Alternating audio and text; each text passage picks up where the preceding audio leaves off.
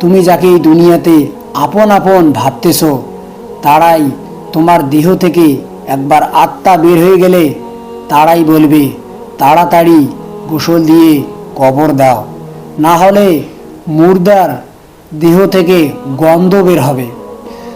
তোমার অহংকার দাদাগিরি স্বভাবিত, যদি উপরওয়ালার ডাক এসলে বলতে না আমি যাব না, আমাকে যেতে হবে না, ওরকম যদি হয়ে থাকে তাহলে তো ঠিক আছে, তাহলে তোমার যা মন চায় তুমি তাই করো, কোনো অসুবিধে নাই।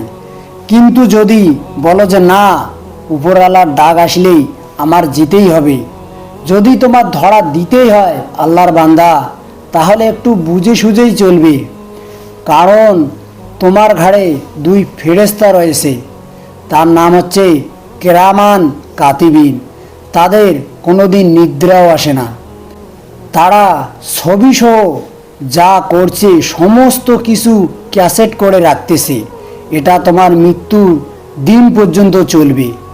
তোমার মৃত্যুর পর প্রত্যেকের মুখে উপরওয়ালা বলেছে লক লাগিয়ে দিবে, আর তাদের ভিডিওগুলো চালু করে দেওয়া হবে, আর বলবে যাও তোমরা দেখো তোমাদের দুনিয়ায় কি করেছো, ভালো মন্দ কি করেছো সব কিছুই দেখো।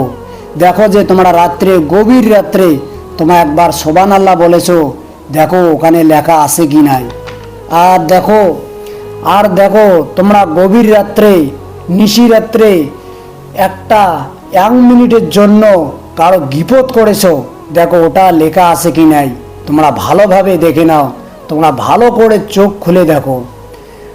তখন আল্লাহর বান্দা বলবে যে, তারপরে আল্লাহর বান্দা বলবে কে কিভাবে এত সুন্দর এত হেফাজত করে, এতটা নিখুঁতভাবে যে তিল পরিমাণ কোনো জিনিস বাদ দেয়নি বা একটু এদিক ওদিকও হয়নি।